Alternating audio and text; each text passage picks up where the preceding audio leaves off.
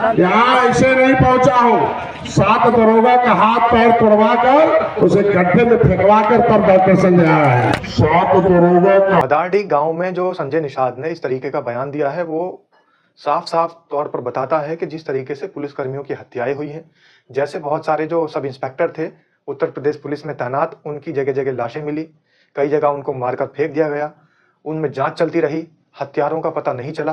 तो इससे कहीं ना कहीं ये निशानदेही संजय निषाद के बयान से मिल रही है कि आखिर इन हत्याओं के पीछे किसका हाथ था। नमस्कार, स्वागत है आपका। मेरा नाम है विपिन बेबाक, मेरे साथ मेरे सहयोगी शादाब रिजवी। धन्यवाद सर। उत्तर प्रदेश के कैबिनेट मंत्री संजय निषाद आजकल अपने बेबाक बयान की वजह से चर्चाओं में बने हुए हैं।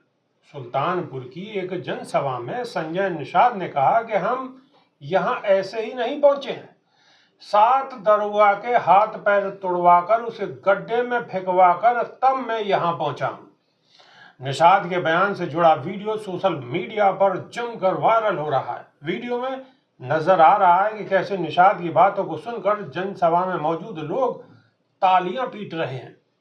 दरअसल 14 मार्च को होली के मौके पर सुल्तानपुर के शाहपुर गांव में रंग खेलने को लेकर दलित और निषाद परिवार में विवाद हो गया। मारपीट में 65 साल की दलित महिला सुनरा देवी की मौत हो गई। पुलिस ने परिजनों की शिकायत पर शाहपुर गांव के प्रधान कृष्णा कुमार निषाद समेत 5 लोगों के खिलाफ मुकदमा दर्ज किया। ग्राम प्रधान समेत 4 लोगों को पुलिस ने जेल भेज दिया। कैबिनेट मंत्री संजय निषाद को जब इस बारे में पता चला तो वो वहां पहुंचे। उन्होंने मंच से सीईओ को निर्देश दिया कि जो लोग इस मामले में फर्जी फंसाए गए हैं उनका नाम निकलवा दें। उन्होंने इस बारे में डीएम और एसपी से बात की। अब वह मुख्यमंत्री से भी बात करेंगे।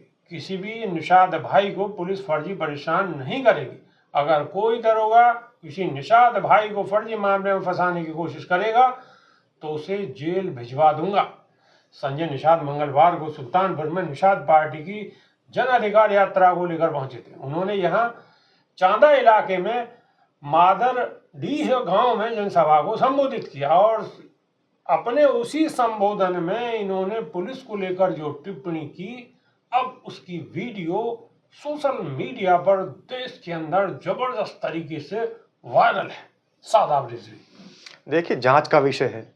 मदारडी गांव में जो संजय निषाद ने इस तरीके का बयान दिया है वो साफ साफ तौर पर बताता है कि जिस तरीके से पुलिसकर्मियों की हत्याएं हुई हैं, जैसे बहुत सारे जो सब इंस्पेक्टर थे उत्तर प्रदेश पुलिस में तैनात, उनकी जगह जगह लाशें मिली, कई जगह उनको मारकर फेंक दिया गया, उनमें जांच चलती रही, हत्यारों का पता नहीं चला।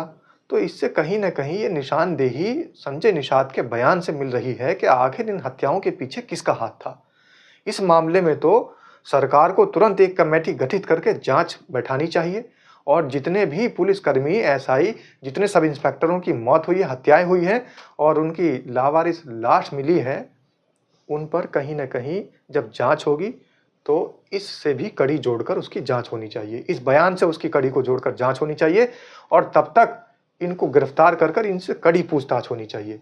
लेकिन मामला इसके उलट होगा और इस्तीफा भी होना चाहिए। इस्तीफा तो तुरंत हो जाना चाहिए, क्योंकि जब गिरफ्तारी होगी तो इस्तीफा हो जाएगा, निष्कासन हो जाएगा।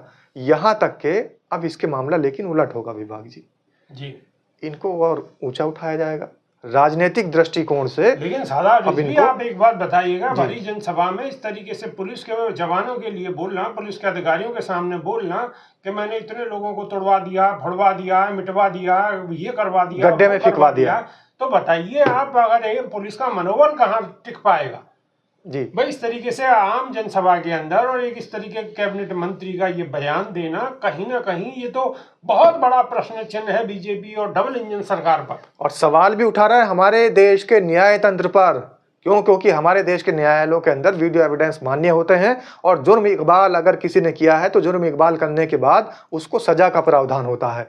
अब देखने वाली बात यह होगी, जुर्म इकबाल तो वो कर चुके हैं और वीडियो भी उनकी वायरल हो रही है, तो वीडियो एविडेंस के तहत जुर्म इकबाल किए हुए अपराधी पर जो सजा का प्रावधान है, क्या इन पर वो सजा का प्रावधान लागू होगा, ये देखने वाली बात होगी। या फिर सत्ताधारी पार्टी के पक्षधर होने की वजह से इनको बचा दिया जाएगा और उसकी एवज में जैसा कि होता चला आया है कि जो जितना गुंडागर्दी का, जो जितना उन्मादी बयान देता है, जो जितना भड़काऊ बयान देता है, भारतीय जनता पार्टी की पुरानी एक नीति रही है कि वो उसको उतना ही ज़्यादा और ऊपर पहुंचा देते हैं और राजनीतिक दृष्टिकोण से उसको कहीं ना कहीं किसी पद पर और ज़्यादा नवाज दिया जाता है।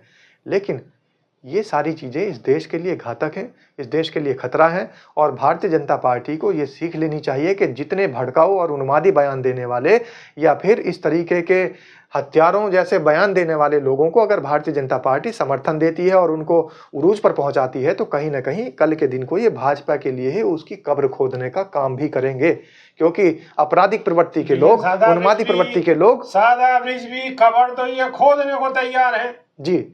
औरंगजेब की कब्र खोदने का तो जिक्र ही चल रहा है देश में, इस पे माहौल पूरी तरह से ध्वस्त हो चुका है।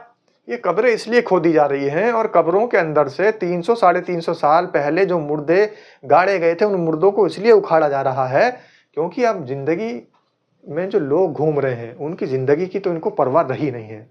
जो कुंभ के अंदर लोग मर गए उनकी ज़िंदगी ख़त्म हो गई, उनकी परवाह नहीं है। बहुत सारे लोग गायब हैं, अभी तक उनके परिजन उनको ढूंढते फिर रहे हैं, उनकी परवाह नहीं है। अब परवाह इसलिए मुर्दों की हो रही है क्योंकि जिंदों की परवाह करना ने इस सरकार ने छोड़ दिया है। ये सरकार पूरे तरीके से निरंकुश हो चुकी है और निरंकुशता का इससे बड़ा प्रमाण बेबाक जी क्या हो सकता है कि अब जिंदों की परवाह नहीं हो रही। 300 साढ़े 300 साल पहले दबाए गए गड़े गए मुर्दों की परवाह ज्यादा हो रही है। बिल्कुल मुर्दों की परवाह हो रही है। वो ये फैसला हम अपने दर्शकों पर छोड़ दें, दर्शक अपनी कमेंट के माध्यम से अपनी राय दें कि उत्तर प्रदेश के कैबिनेट मंत्री का ये बयान जिसमें वो स्पष्ट तौर पर भरी सभा के अंदर अपना जुल्म कबूल कर रहे हैं, तो क्या कार्रवाई होनी चाहिए, कार्रवाई तो इन पर होगी या नहीं होगी, कमेंट के माध्यम से आप अपनी राय जरूर रखिए। बेबाक जी कार्रवाई तो इन पर जब ही हो जानी चाहिए थी जब इन्होंने जातिगत पार्टी बनाई थी। और दूसरी बात, इन्होंने एक जाति समुदाय को ऊपर उठाने की बात की है और ये कहा है कि निषाद भाइयों के लिए खड़ा हूं लेकिन बहुजन समाज के भाइयों के लिए कहाँ हूं।